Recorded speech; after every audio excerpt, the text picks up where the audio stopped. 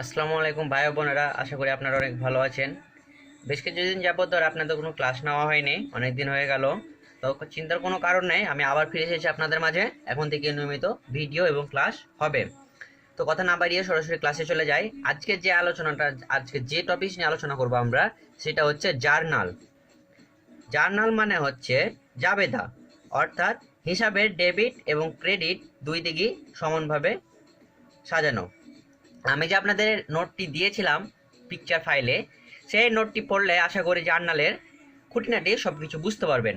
তো জার্নালের প্রধান দুইটা জিনিস হচ্ছে, একটা হচ্ছে ডেবিট আর আরেকটা হচ্ছে ক্রেডিট।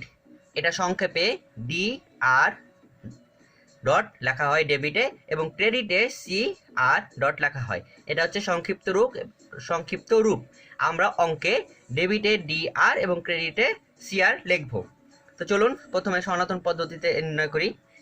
সনাতন পদ্ধতিতে যদি ব্যক্তিবাচকের হিসাব হয়, যেমন আমি আপনার কাছে টাকা ধার নিলাম বা আপনি আমাকে টাকা দিলেন, বা যদি এরকম ব্যক্তি উল্লেখ থাকে নাম, তাহলে যে টাকা গ্রহণ করবে তার হিসাব হবে ডেবিট। এই যে লেখা আছে দেখেন, গ্রহীতা ডেবিট, মানে যে গ্রহণ করবে। অর্থাৎ দেখা গেল যে রহিম করিমকে ২,০০০ টাকা দিল, তাহলে করিম ২,০০০ টাকা পেলো, তাহলে করিমের হিসাব হবে ডেবিট, এবং রহিম যেহেতু দিয়েছে দাতা, সেহেতু রহিমের হিসাব হবে ক্রেডিট। তারপরে আসি আমরা সম্পত্তিবাচকে। সম্পত্তিবাচক হিসাব, যদি আপনার সম্পদ যদি আসে তাহলে ডেবিট, আর যদি সম্পদ চলে যায় বা কমে যায় তাহলে হবে ক্রেডিট, আর যদি আসে তাহলে হবে ডেবিট। এবং যদি আয় ব্যয় হিসাবের হয়, এই যে আয় ব্যয় বাচক হিসাব, তাহলে যত প্রকারের ব্যয় আছে সকল ব্যয় এবং ক্ষতি হবে ডেবিট, আর যত প্রকারের আয় আছে বা লাভ হবে সব হবে ক্রেডিট।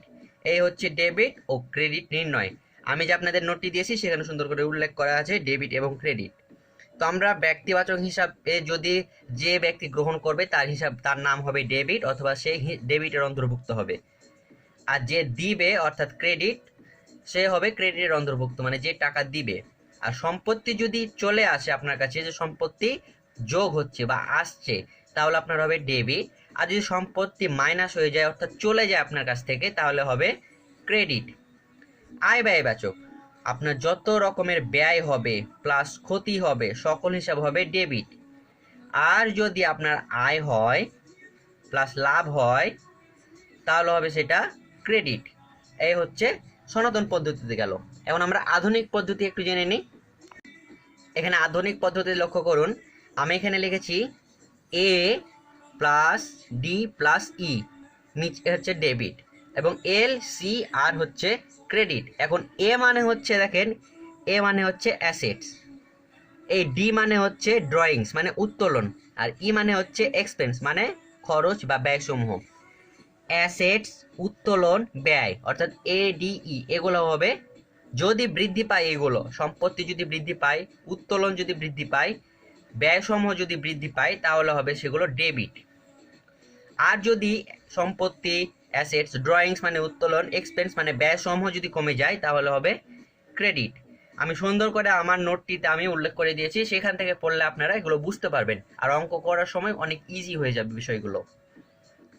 আর বলেছি এখানে আছে এল সি, এল সি আর হচ্ছে ক্রেডিট। এল মানে হচ্ছে লাইবিলিটিস, সি মানে হচ্ছে ক্যাপিটাল, আর হচ্ছে রেভিনিউ, অর্থাৎ এই যে দায়, মূলধন এবং আয়, এইগুলো যদি আপনার বৃদ্ধি পায় তাহলে হবে ক্রেডিট, আর যদি কমে যায় তাহলে হবে ডেবিট।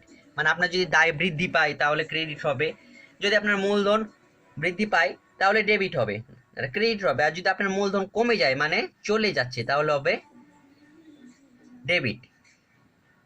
রেভিনিউ, আয় যদি বৃদ্ধি পায় তাহলে হবে ক্রেডিট, আর যদি রেভিনিউ কমে যায় তাহলে হবে ডেবিট। সহজ ভাষায় আমি একটা জিনিস বলবো আপনাদেরকে পূর্বে, যেগুলো আসলে ডেবিট আর চলে গেলে ক্রেডিট। এই জিনিসটা মনে রাখবেন যে আসলে ডেবিট আর চলে গেলে ক্রেডিট। এই অঙ্ক, এই ছিল সূত্র। এখন এগুলো নির্দিষ্ট কোনো শখ নাই, এগুলো মনে রাখতে পারলেই হবে যে কোনগুলো ডেবিট হবে কোনগুলো ক্রেডিট হবে, এরকম কিছু নাই। যে সম্পদ, উত্তোলন, ব্যয়, দায়, মূলধন, আয়, এগুলো মনে রাখলেই হবে। আমি হ্যান্ড নোটে আপনাদের সুন্দর করে উল্লেখ করে দিচ্ছি। তো ছক কিভাবে হবে অঙ্কের একটু দেখে নিন। ছক হবে 4টা কলামের, মোট 5টা কলামের। প্রথম কলামে থাকবে ডেট, দ্বিতীয় কলামে থাকবে অ্যাকাউন্ট টাইটেল, 3 নম্বর কলামটা থাকবে ছোট্ট একটি ঘর, সেখানে হবে RF অর্থাৎ রেফারেন্স থাকে। এগুলো সাধারণত থাকে না তেমন, তবে RF লিখলেই হবে। একটা ডেবিটের, একটা ক্রেডিটের, অর্থাৎ বাম দিকের ঘরটা হবে ডেবিট, সবসময় ডেবিট, এবং ডান দিকের ঘরটা হবে সবসময় ক্রেডিট। তো এইভাবে প্রথমে আমি একটা উদাহরণ দিয়ে দিয়েছি যে ক্যাশ ক্যাপিটাল, ক্যাশ হিসাব ডেবিট, ক্যাপিটাল হিসাব ক্রেডিট।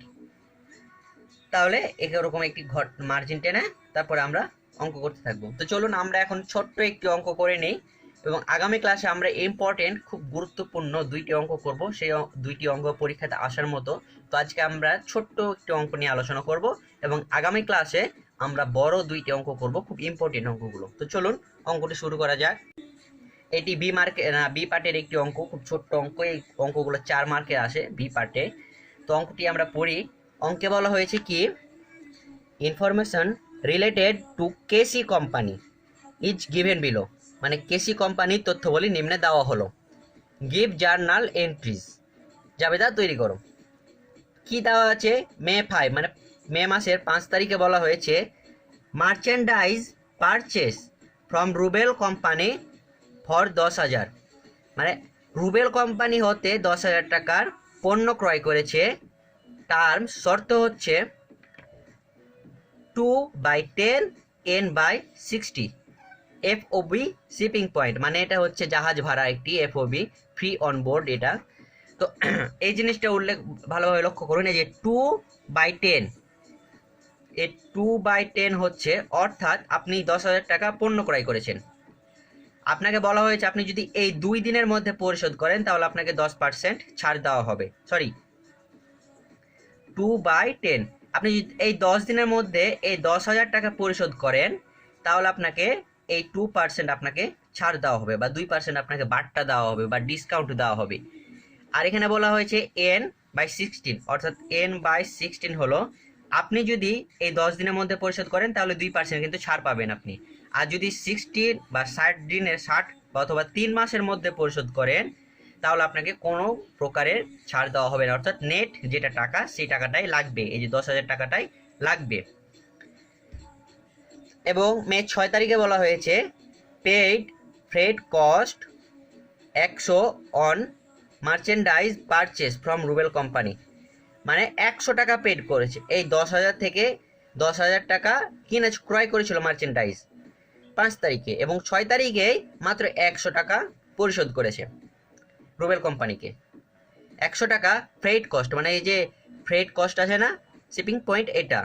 এবং মে 7 তারিখে বলা হয়েছে purchase equipment on account for টাকা 25,000। আমরা জানি অন অ্যাকাউন্ট মানে ধারে ধারে। তো চলুন আমরা অ্যান্সারটি করে নিই। আমি এখানে প্রশ্নটি রেখে দিলাম আপনাদের সুবিধার্থে। তো ভাই বোনেরা, আমি আপনাদেরকে যে পিডিএফ ফাইলটির লিঙ্ক দিয়েছি বা পিডিএফ ফাইলটি দিয়েছি, এই পিডিএফ ফাইলের অঙ্কটি যদি আপনি ভালোভাবে করতে পারেন তাহলে এর মধ্যেই অঙ্ক আসবে, এর বাইরে অঙ্ক আসবে না এই জার্নাল থেকে। যদি জার্নাল থেকে অঙ্ক আসে তাহলে এর মধ্যে আসবে, আর যদি না আসে তাহলে আসবে না। তবে যদি আসে তাহলে এর মধ্যে থেকেই অঙ্কে আসবে। তো প্রথমে আমরা 5 তারিখের এই যে দেখেন KC company journal entries under perpetual inventory, এই আন্ডার পারপেচুয়াল ইনভেন্টরি কথাটা প্রশ্নপত্রে উল্লেখ থাকবে, আমি এখানে উল্লেখ করিনি, এখানে উল্লেখ থাকবে আপনাদের। তো আমি যেভাবে ছক করেছি করে নিতে হবে, ডেট, পারচেস, RF, ডেবিট আর ক্রেডিট। 5 তারিখ আমি তারিখ দিয়েছি মে 5। এখানে মে 5-এ বলা হয়েছে দেখেন মার্চেন্ডাইজ পারচেস, মানে আমরা কি ক্রয় করেছি, মার্চেন্ডাইজ মানে মজুদ পণ্য ক্রয় করেছি, তাহলে আমাদের মজুদ পণ্য আসছে আমাদের কাছে। যদি আসে তাহলে ডেবিট। এই দেখেন মার্চেন্ডাইজ ইনভেন্টরি, ডেবিটের ঘরে দেখেছি আমি 10,000 টাকা, আর আমাদের কি চলে যাচ্ছে, টাকা চলে যাচ্ছে, কিন্তু সেটা নগদে না।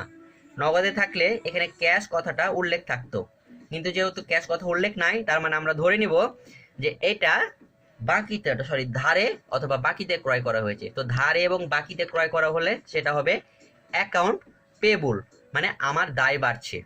আর যদি দায় বাড়ে তাহলে ক্রেডিট, অর্থাৎ আমার কাছ থেকে পাবে 10,000 টাকা এক সময় যাবে, চলে গেলে ক্রেডিট। এই দেখেন মার্চেন্ডাইজ ইনভেন্টরি আমি ডেবিট দিয়েছি এখানে, আর অ্যাকাউন্ট পেয়েবল মানে ধার হয়েছে সেটা হবে ক্রেডিট।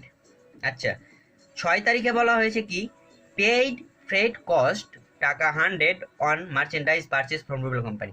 মানে এই যে 5 তারিখে যে রুবেল কোম্পানির কাছ থেকে আমরা মার্চেন্ডাইজ পারচেস ক্রয় করেছিলাম, মার্চেন্ডাইজ 10,000 টাকার, সেখানে আমরা 100 টাকা পরিশোধ করেছি। ফ্রেট কস্ট মানে জাহাজ ভাড়া 100 টাকা পরিশোধ করেছি আমরা। তাহলে আমাদেরকে এখান থেকে মার্চেন্ডাইজ ইনভেন্টরি আসছে, কিন্তু ক্যাশ চলে যাচ্ছে, আমাদের নগদ টাকা চলে যাচ্ছে।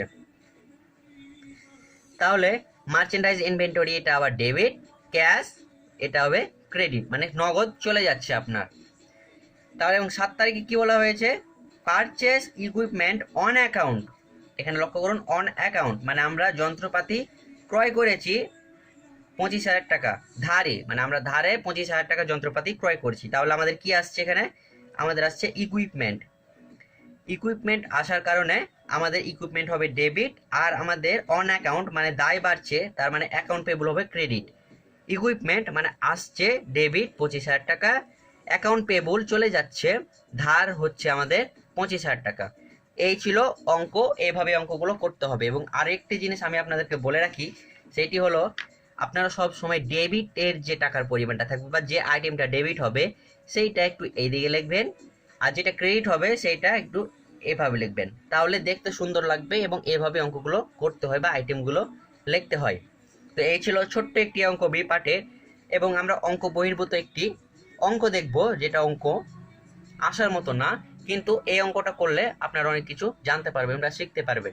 এবং আগামী ক্লাসে আমি 2টা অঙ্ক করব, খুব ইম্পর্টেন্ট একটি অঙ্ক। তো আগামী ক্লাস আপনাদের মিস দেওয়া যাবে না, তার জন্য আপনাদেরকে আমার চ্যানেলটিকে সাবস্ক্রাইব করতে হবে, পাশে থাকা বেল আইকনটিকে ক্লিক করতে হবে এবং আমার ভিডিওটিতে লাইক মারতে হবে।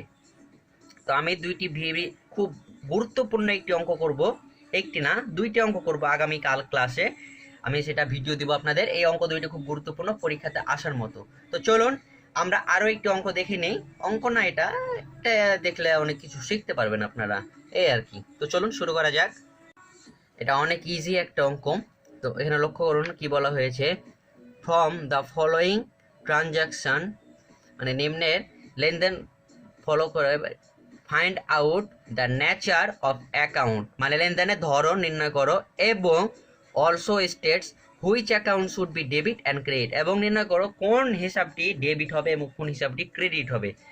তো এখানে তারিখ দেওয়া নাই, আপনাদের শেখার জন্য আমি একটি পিডিএফ ফাইল দিয়ে দিয়েছি ম্যাথের সাথে, সেই ম্যাথের সাথে এরকম একটি অঙ্ক আমি অন্তর্ভুক্ত করে দিয়েছি, আপনারা চাইলে সেখান থেকে দেখে নিতে পারবেন। এবং আমি যে ম্যাথগুলো দিয়েছি আপনাদের পিডিএফ ফাইলে সেগুলো করলেই এনাফ। তো 1 তারিখে বলা হয়েছে কি দেখেন, রেন্ট পেইড টাকা 2,000 টাকা, স্যালারিজ পেইড 5,000 টাকা, ইন্টারেস্ট রিসিভড 1,500, ডিভিডেন্ড রিসিভড মানে লভ্যাংশ গ্রহণ হয়েছে 2,400, ক্যাশ পারচেস নগদে ক্রয় হয়েছে 50,000, ক্রেডিট পারচেস ফ্রম করিমের কাছ থেকে ধারে ক্রয় করা হয়েছে বা বাকিতে ক্রয় করা হয়েছে 7,000, ক্যাশ সেলস নগদে বিক্রয় করা হয়েছে 80,000 টাকা, ক্রেডিট সেলস টু কমলের নিকট ধারে বিক্রয় করা হয়েছে 1 লাখ টাকা, মেশিনারি পারচেস ফর ক্যাশ নগদে মেশিনারি ক্রয় করা হয়েছে 60,000 টাকা, ফার্নিচার সোল্ড ফার্নিচার বিক্রয় করা হয়েছে 5,000 টাকা, ক্যাশ পেইড ইনটু সোনালী ব্যাংকে পরিশোধ করা হয়েছে 65,000 টাকা, ক্যাশ উইথড্র নগদে উত্তোলন করা হয়েছে সোনালী ব্যাংক থেকে 20,000 টাকা।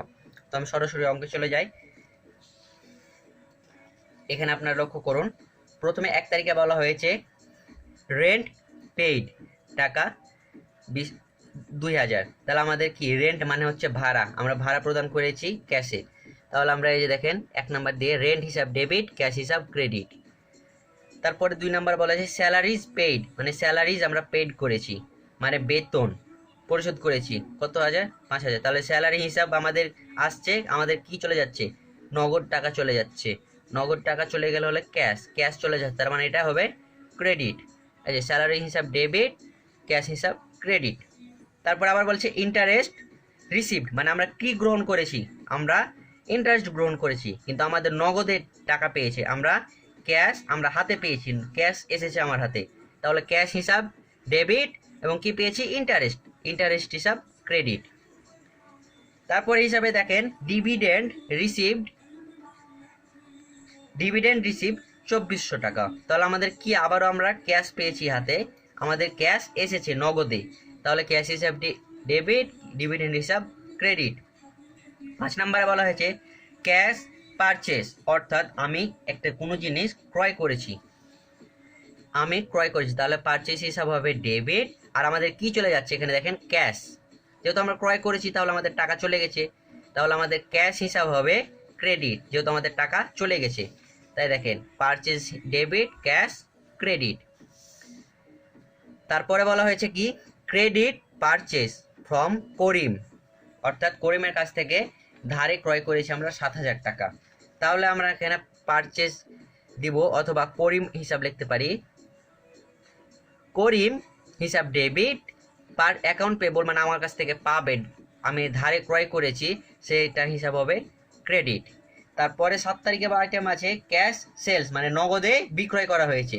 নগদে যদি বিক্রয় করা হয় তাহলে আমাদের ক্যাশ সেলস, তার মানে আমাদের ক্যাশ এসেছে হাতে, তাই ক্যাশ হিসাব ডেবিট, সেলস মানে বিক্রয় হয়েছে আমাদের চলে গেছে, তাহলে সেটা হবে ক্রেডিট 80,000 টাকা। 8 নাম্বার আইটেম বলা হয়েছে কি ক্রেডিট সেলস টু কমল, অর্থাৎ কমলের নিকট আমরা বাকিতে পণ্য ক্রয় করেছি, তাহলে আমরা টাকা পাবো, টাকা পেলে আমরা কি লিখি অ্যাকাউন্ট রিসিভেবল, এটা হবে ডেবিট। আর আমরা বিক্রয় করেছি সেলস, এটা হবে ক্রেডিট। আচ্ছা, তারপরে 9 নাম্বার আইটেমে বলা হয়েছে মেশিনারি পারচেস ফর ক্যাশ, মানে মেশিনারি যন্ত্রাংশ মানে মেশিন ক্রয় করেছি আমরা নগদে, তাহলে মেশিনারি হিসাব ডেবিট, ক্যাশ যেহেতু আমাদের চলে গেছে নগদে সেটা হবে ক্রেডিট, ক্যাশ ক্রেডিট। 10 নম্বর আইটেম বলা হয়েছে ফার্নিচার সোল্ড, মানে ফার্নিচার বিক্রয় করেছি, ফার্নিচার বিক্রয় করতে আমাদের কি এসেছে, আমাদের নগদ ক্যাশ এসেছে, আমরা কিন্তু টাকা পেয়েছি, তাহলে আমাদের ক্যাশ হিসাব ডেবিট, ফার্নিচার হিসাব ক্রেডিট। আচ্ছা, 11 নম্বর আইটেম বলা হয়েছে কি ক্যাশ পেইড ইনটু সোনালী ব্যাংক 65,000, মানে সোনালী ব্যাংকের নিকট নগদে 65,000 টাকা পরিশোধ করা হয়েছে, তাহলে আমাদের ব্যাংক হিসাব ডেবিট হবে, আর যেহেতু নগদ চলে গেছে আমাদের টাকা সেই হিসাব ক্যাশ ক্রেডিট হবে, যেহেতু ক্যাশ নগদ টাকা আমরা দিয়েছি চলে গেছে আমাদের কাছ থেকে, আর ব্যাংককে দিয়েছি কিন্তু ব্যাংক গ্রহণ করেছে, তাই আমরা ব্যাংক হিসাব ডেবিট দিলাম। এবং লাস্টে বলা হয়েছে cash withdraw from Sonali bank, মানে সোনালী ব্যাংক থেকে আমরা টাকা উত্তোলন করেছি, তাহলে আমাদের টাকা নগদে আসছে, যদি নগদ আমাদের কাছে যেটা আসবে সেটা হবে ডেবিট, তাহলে যে ক্যাশ আমাদের নগদ টাকা এসছে 20,000 টাকা ডেবিট, এবং ব্যাংক থেকে আমরা ব্যাংক চলে গেছে, ব্যাংক থেকে টাকা গেছে বা কমে গেছে ব্যাংক থেকে, তাহলে ব্যাংক হিসাব ক্রেডিট। এইভাবে এই ডেবিট ক্রেডিট নির্ণয় করতে হয়, খুব ইজি অঙ্কগুলা। তো আগামী ক্লাসে আমি 2টা অঙ্ক করব, খুব ইম্পর্টেন্ট অঙ্ক 2টা পরীক্ষাতে আসার মতো, তো আগামী ক্লাস মিস দেওয়া যাবে না। এই ছিল আজকের মতো, এবং আমি আপনাদের যে পিডিএফ ফাইলটা দিয়েছি সেখানে যে ম্যাথগুলো আছে আপনারা একা একাই বাসায় বসে চর্চা করুন, আমার ভিডিওটি দেখুন এবং আমার হ্যান্ড নোটটি সাথে রেখে ম্যাথগুলো চর্চা করুন বাসায়, আশা করি বুঝতে পারবেন। তো আজকে এই পর্যন্ত, দেখা হবে আগামীকাল ক্লাসে খুব গুরুত্বপূর্ণ 2টি অঙ্ক নিয়ে। সেই পর্যন্ত আপনারা ভালো থাকবেন, সুস্থ থাকবেন, আসসালামু আলাইকুম।